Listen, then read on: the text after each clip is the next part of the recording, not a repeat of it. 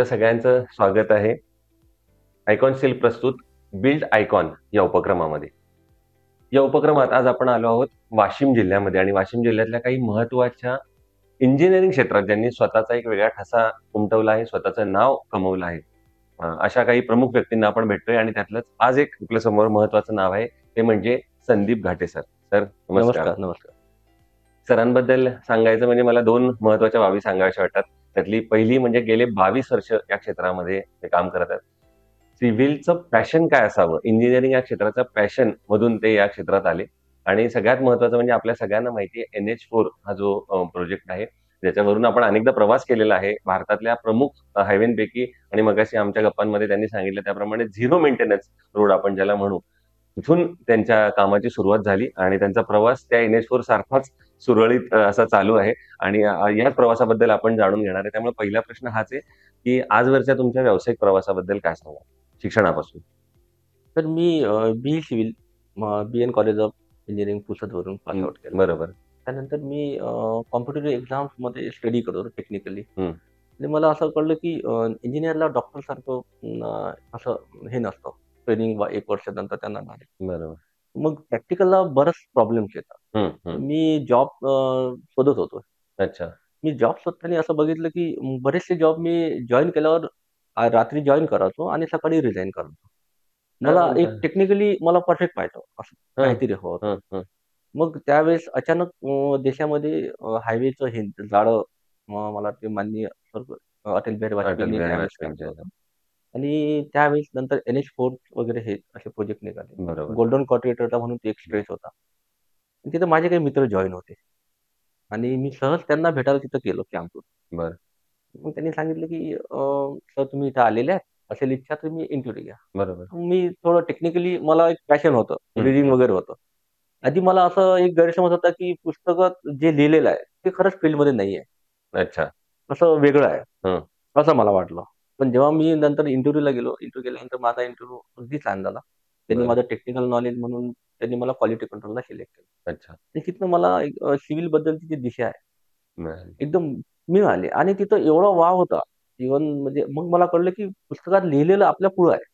होय. पुस्तकात जे काही लिहिलेलं आहे, ह्या गोष्टी आपल्या पुढं आहेत. त्यामुळं तिथं pre tension girder, post tension girder, concrete टेक्नॉलॉजीबद्दलचे इक्विपमेंट, बॅचिंग प्लांट ह्या आणि सगळ्या मग असं मी तिथं क्वालिटी कंट्रोलला वर्क करताना मला कळलं की 6 महिने सॉइल, 6 महिने काँक्रीट टेक्नॉलॉजी, बरोबर. 6 महिने बिटुमन सेक्शनला. तर मटेरियलचं जे नॉलेज होतं कन्स्ट्रक्शन नॉलेज हे मला चांगलं. चांगलं मिळालं आणि त्याला मला तिथं असं मग मी ते आत्मसात करायचा म्हणजे पुस्तक जेवढं मिळेल तेवढं हे करा. बरोबर. आणि बुक्स आणि प्रॅक्टिकल कधी त्यामुळे जास्त मला पॅशन एक तयार झालं. आणि मग बरोबर. मी साइटवर टेस्टिंगला जात असताना मला बरेचसे ब्रिजेस वगैरे मग त्याही गोष्टीला मी हे आहोत. मी जवळपास 2 वर्ष मी ते वर्क केल्यानंतर त्या प्रोजेक्टला म्हणजे जवळपास 15 तास वर्क करायचो. पण कधी असा थकवा जाणवला नाही. बरोबर. आणि ती हो. मनापासून आवड होती त्या क्षेत्रात मधामधच काम मग करायची. मी असं म्हणतो की आपण ॲज अ म्हणू आता इथे आणि मग त्या प्रोजेक्टला त्या कंपनी पुंज लॉईड म्हणून कंपनी होती. बरं. Multinational company. त्या प्रोजेक्टचे काही कन्सल्टंट होतात. कन्सल्टंट फार हायली टेक्निकली असतात, जे IIT मधून झालेले हो, हो. किंवा ज्यांचे बुक्स मी रेफर करून मोठा झालो, इंजिनिअर बनलो, ते व्यक्ती माझ्यापुढे यायचे. त्या त्या व्यक्तीशी माझं इंटरॅक्शन व्हायचं. इंटरॅक्शन व्हायचं. त्यामुळं ह्या गोष्टी हे व्हायचं. मला आणखीन की नाही आपण चुकीच्या क्षेत्रात आलो नाहीये. बरोबर. मग त्याच्यानंतर मी कन्सल्टंट म्हणून पेल फिशमन म्हणून एक ग्रुप आहे, यूके बरं. ग्रुप. हा अच्छा. इंडियामध्ये लॉन्च झाला होता आणि माझ्या त्या कंपनीला तोच कन्सल्टंट म्हणून होता. बरोबर. त्यांच्यामध्ये मी जॉइन झालो. जॉइन झालं. आणि मग त्यांनी मला NH50 पुणे-नाशिक हायवेला आणि नंतर मला त्यांनी गोव्याला पाठवलं. तिथं मला गोवा मेडिकल कॉम्प्लेक्स हो. हे हॉस्पिटल मिळालं. करता आलं. त्यांचा एक मोठा प्रोजेक्ट होता, मल्टिप्लेक्स आयनॉक्स म्हणून. बरं. तो प्रोजेक्ट आजही 6 स्क्रीन आहे. तिथं इंटरनॅशनल फिल्मफेअर फेस्टिव्हल हो, इंडियाचं हो. तो पर्मनंट म्हणून तो व्हेन्यू त्यांनी व्हेन्यू निश्चित तिथं केला. झालेलं आहे. अगदी बरोबर. त्याचं आता काम सर्वात तुमच्या हां, पर्रिकर सरांचं पण त्यावेळेस आता ते कॉन्ट्रिब्युशन आहे. नाही आहेत. हो. एक ते पण IIT पवईमधून इंजिनिअर पास असल्यामुळं त्यांचं पण तिथं व्ह्यूज होता. यूज होता. पण या सर्व नोकरीमधून तुम्ही स्वतःचा व्यवसाय करावा, स्वतः काहीतरी नवीन करावं याकडे कसे सांगाल? सर मला एका फील्डचं सगळ्या फील्डचं सिव्हिलचं जेवढी फील्ड आहे. हं. मी रिजिड पेमेंट PQC केलेलं आहे, एअरपोर्टला पण केल्या आहेत. सगळ्या ब्रिजेस पण झाले आहेत. मला असं सगळ्या फील्डचं नॉलेज हवं होतं. असं बरोबर. की पर्टिक्युलर असं क्षेत्र नाही की मला माझ्या दृष्टीने सगळं सिव्हिल कॉमन असायला पाहिजे. हो, अगदी बरोबर. मी माझं कन्सल्टंटला असल्यामुळे तिथे एक आर्किटेक्चर डिव्हिजन असायचं. हं, हं. स्ट्रक्चरल डिझाइनचं पण युनिट असायचं. आणि मी सगळ्या गोष्टी मी स्टॅट वगैरे केल्यामुळे मी स्ट्रक्चरला पण जॉइन व्हायचो. अच्छा. आणि नंतर मी आर्किटेक्चर म्हणून मग मी ते पण थोडंसं आउटलुक करायचं की हे ड्रॉइंग्स कशा आहेत, कशा आहेत. हं, हं. त्याच्यानंतर मी गोवा सोडून मी नवी मुंबई एस-ई-झेड लिमिटेड रिलायन्सचा हा ग्रुप आहे. अच्छा. तिथे जॉइन झालो. तिथे पण ह्याच गोष्टी केल्या. मग कुठेतरी असं वाटलं की दर 2 वर्षानं आपला प्रोजेक्ट चेंज होतो प्रोजेक्ट टू प्रोजेक्ट सतत बदलत आणि राहतात. स्टेट पण चेंज होतो आणि बरोबर आहे. भाषा पण कुठेतरी सेटल व्हावं. आणि मग मी गावी जेव्हा यायचो, गावी मला बराचसा टेक्निकली मला काहीच दिसत नाही. मी हायली M40 ग्रेड आणि अबाउट 20 डायमीटरच्या वर वर्क करत असल्यामुळे मला गावी असल्या दिसलं की ते त्यांचं स्लॅबचं अजून काँक्रीट मला असं वाटत की बेड सफर आहे आणि बॅचिंग प्लांट बरोबर. वगैरे नाही. हं, हं. मग मी ठरवलं की आपण कन्सल्टन्सी ओपन करायची आणि आपल्या गावी. अच्छा. मग कारंजा लाड मी यासाठी निवडले की माझं गाव आणि इथनं हं. 4 जिल्हे 80 किलोमीटर डायमीटरमध्ये आहे. अच्छा. मी स्वतःला बंधन नाही केलं. बरोबर. तिथनं मी माझ्या गोव्याला पण कन्सल्टन्सी मी चालू ठेवली, पुण्याला पण बरं. चालू ठेवली आणि क्या बात है! आणि मग मी आर्किटेक्चर डिझाइनमध्ये मी जास्त फोकस केला. बरोबर. मग मी तिथनं मला त्यांचे कॉन्सेप्ट कळले. मग ॲज अ आर्किटेक्चर आणि प्रोजेक्ट मॅनेजमेंट कन्सल्टंट पी-एम-सी म्हणून मी वर्क स्वतःचं चालू केलं. चालू केलं. आणि अच्छा. मी प्रोजेक्ट चालू केले तर मी कमर्शियल पण ठेवले. इंडस्ट्रियल प्रोजेक्ट पण मी पुष्कळ केले. अच्छा. रेसिडेन्स प्रोजेक्ट पण केले. वाह! त्यामुळं मग रेसिडेन्समध्ये लोकांच्या काय गरजा आहेत?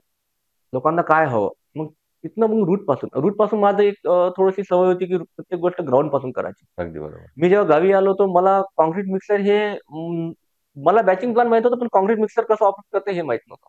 हो, हो. त्यामुळं मी मित्रांचं सहायता घेऊन त्यांना म्हटलं की ह्या गोष्टी मला आधी हे सांगा. करा. मग क्वालिटी कशी कंट्रोल करायची? कॉस्ट न वाढता. बरोबर. मग कशा गोष्टी हे करायच्या? इथं स्ट्रक्चरल इंजिनिअर हा विषय नाहीच नसल्यावर त्यांना शिकवायचं की कसं आहे. बरोबर. बऱ्याचशा गोष्टी मग मला एक हे होतं, की technology transfer at site person हा माझा नेहमी मोटो राहायचा. अच्छा. वेदर अनस्किल्ड लेबर वाह! की नवीन इंजिनिअर असला. बरोबर. पण त्यांना ते आपलं नॉलेज त्यांना शेअर असं केलंच पाहिजे. केलंच पाहिजे. की ज्या गोष्टी मी फेस केल्या त्या गोष्टी त्यांनी फेस करायला नको. बरोबर. न्यू कमर काय आहेत? न्यू कमरला काय-काय हवं? बरोबर. माझ्याकडं जवळपास 6 ते 7 पी-जी आणि स्टुडंट इम्प्लांट ट्रेनिंगसाठी 2 महिने असतात. अच्छा. मी त्यांना त्यांना सांगतो की आज मी तुम्हाला त्यांना मी शिकवतो. त्यांना हं. सांगतो की तुम्ही हे रीड करून उद्या मी तुम्हाला प्रश्न विचारणार. हं, हं. आज तुमच्याकडे टेक्नॉलॉजी आहे. तुम्ही YouTubeवर सगळं तुम्हाला बघू मिळतं, शकता. बघू बरोबर आहे. शकतो. मग ते लोकं हे व्हायचे. करतात. बरोबर. त्यांना सांगायचं की ह्या चुका तुम्हाला आताच तुम्हाला वेळ आहे. बरोबर. बऱ्याच जणांना स्ट्रक्चरल ड्रॉइंग रीड नाही करता येत. हं, हं. अजून सांगा. हां, मग त्यांना सांगायचं की ह्या रीड करायचं. जे पुस्तकात शिकवलेलं आहे तेच साइटवर आहे. हं, हं. तुम्हाला त्याच्यामधलं काहीही हे नाहीये. हं, हं, हं.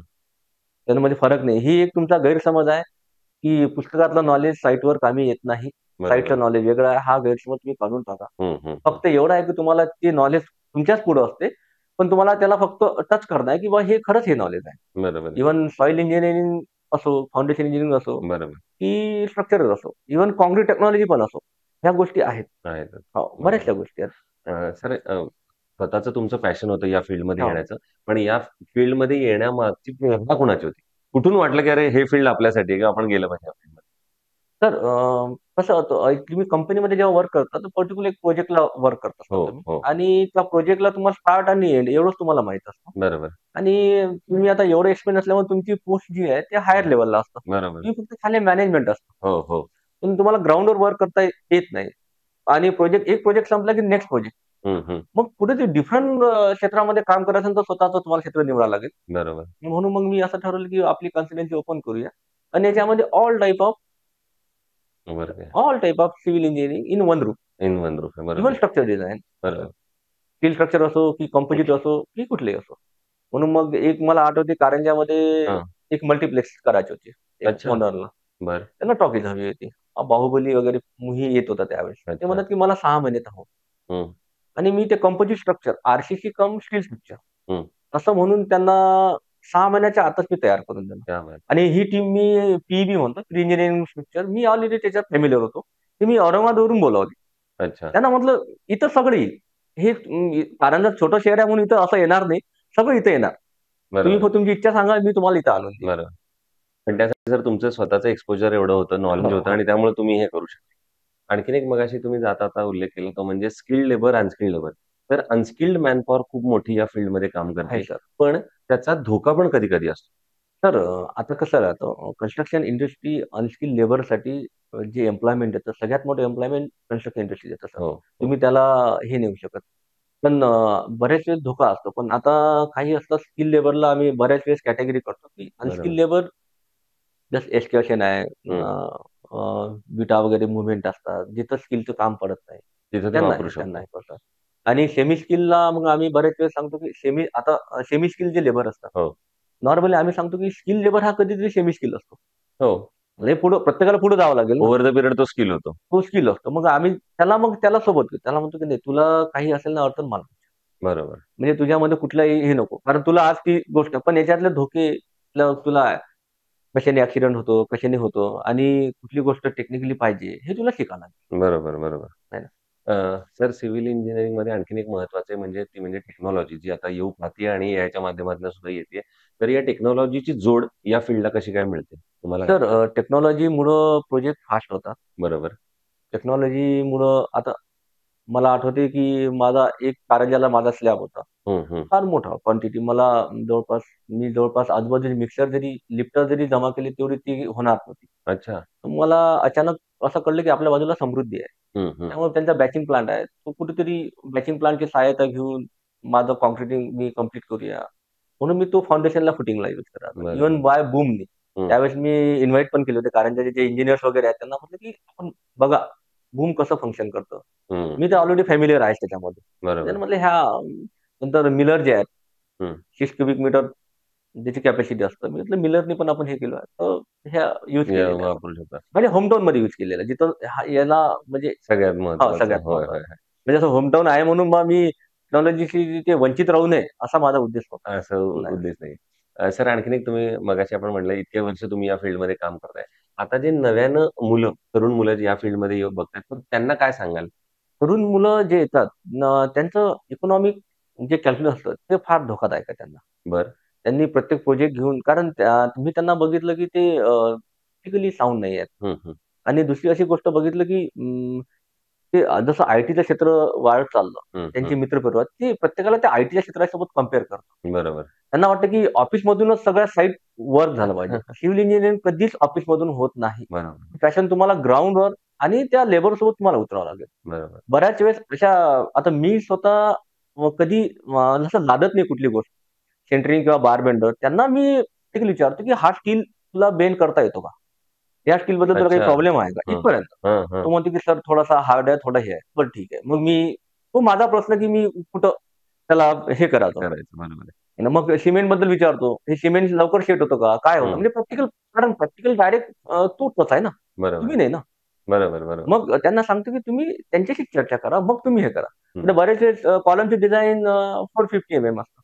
पण सेंटरिंग त्याच्याकडे 500 असतं हं. किंवा जस्ट कमी असतं. आपण म्हणतो की नाही मला हेच हवं.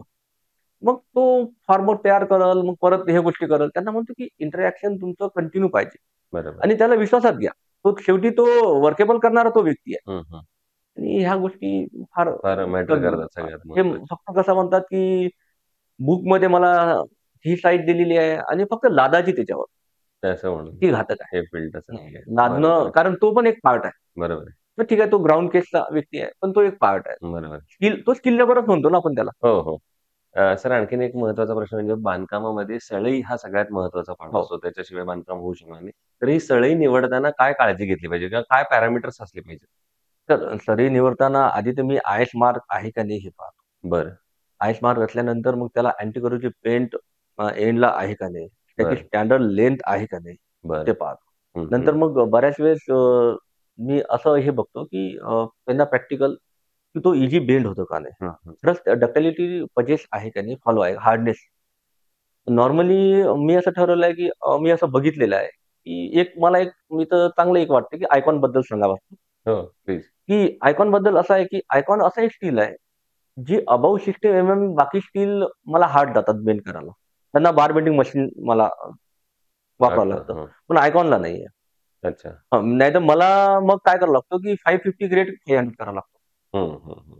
आम्ही लॉंग टर्म. हो, हो. ह्यांच्याशी मी बरीच चर्चा केली. "बा तुम्ही 550 मला स्ट्रेंथ जास्त देता, पण हार्डनेसचं काय माझं?" बरोबर. म्हणजे ॲट डिझायर शेप मला जो हवा स्टीलचा तो मिळत नाही ना. म्हणत. मला डक्टिलिटी प्रॉपर्टी पण मला सांभाळावं लागेल, पण आयकॉन खरोखर याच्याबद्दल स्मूथ आहे. अच्छा, मी इव्हन अच्छा. 60 एम-एम, 20 एम-एम, 25 एम-एम पण बघितलं. की बरोबर. आयकॉनला मला डिझायर शेप मला बेंड करायला मला काहीच त्रास नाही. बरोबर. हो. सर आणखीन एक कन्स्ट्रक्शनमधली महत्त्वाची बाब असते ती म्हणजे त्याचा रचना किंवा आराखडा किंवा प्लॅन आपण म्हणतो. तर त्या प्लॅनचं कितपत महत्त्व आहे? कारण लाँग टर्मसाठी जेव्हा आपण बघतो कुठलाही प्रोजेक्ट, तर त्याच्यासाठी तो प्लॅन आधी पक्का असावा लागतो. हो, सर. प्लॅनिंग करताना आता बरेच लोकं प्लॅनिंगबद्दल नाही आहेत त्यांना. हो. त्यांना फक्त बार चार्ट शिवाय बार चार्ट काढणं आणि ते अप्लाय करणं याच्या पलीकडे त्यांना माहीत नाही. बरोबर.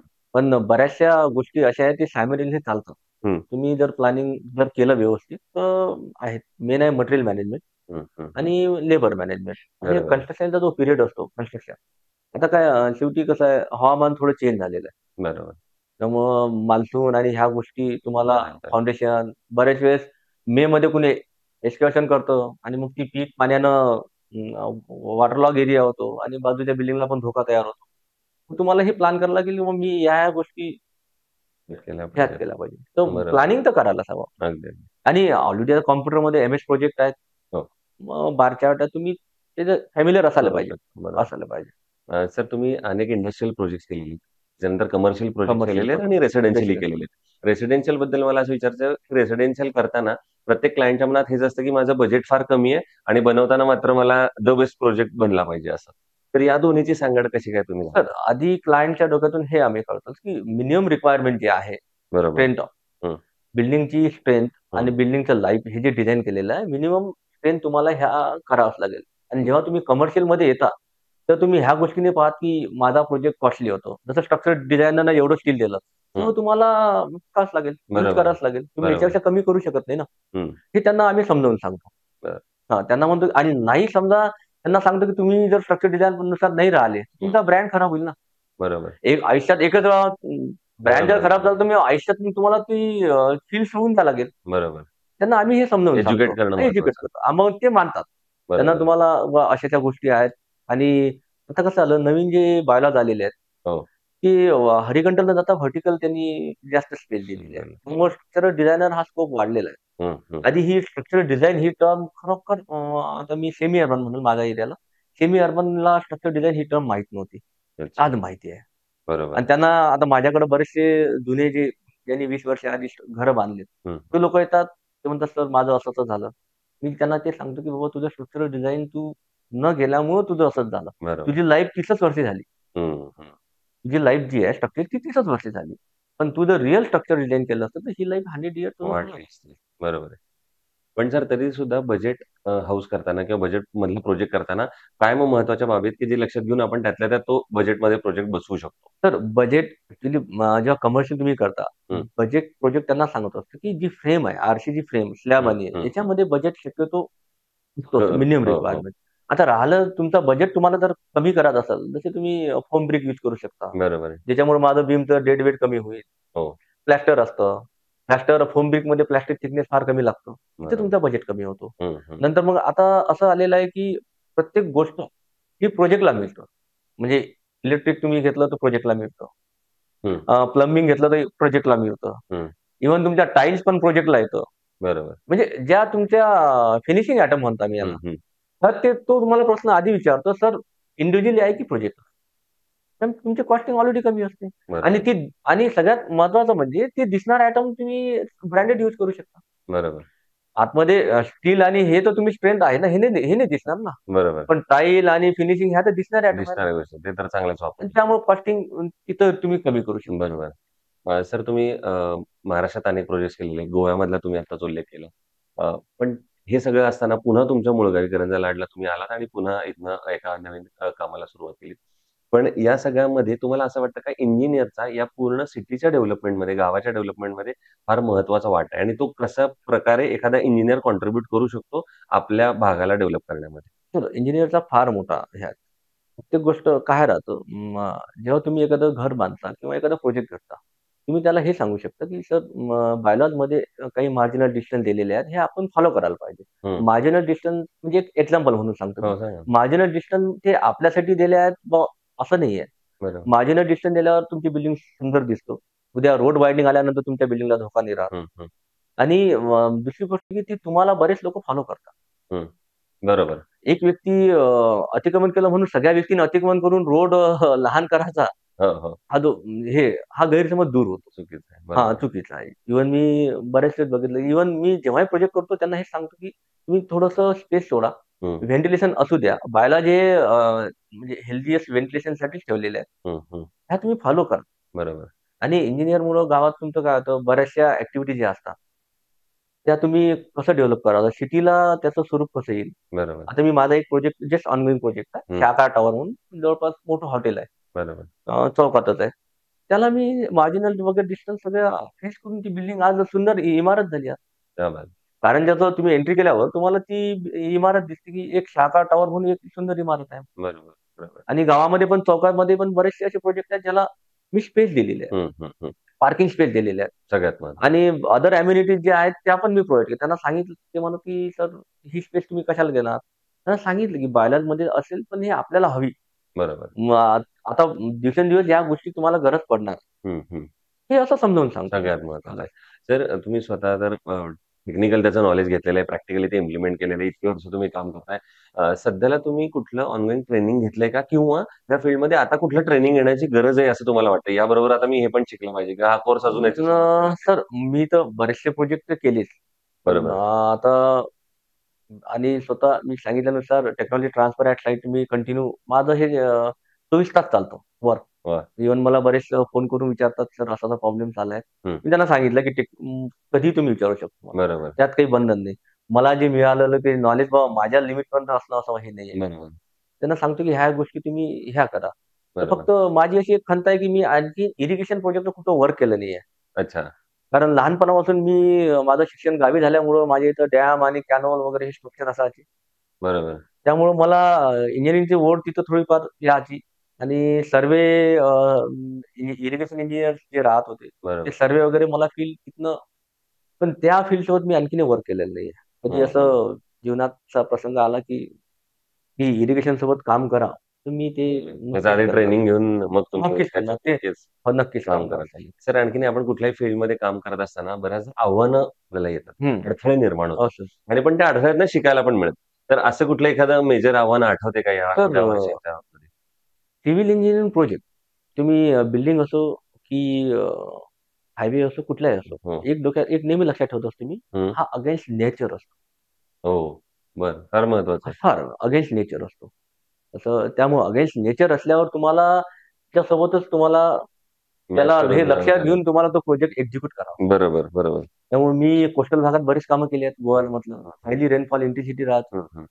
त्यामुळं बरेचसे असं स्मूथली वर्क कुठलं झालं नाही. बरोबर, बरोबर. आणि आता गावामध्ये असताना मी बेसमेंटचे वर्क करताना वॉटर लॉगिंग एरिया असतो. हं, हं. एक साइडला डिवॉटरिंग आणि एक साइडला वर्क.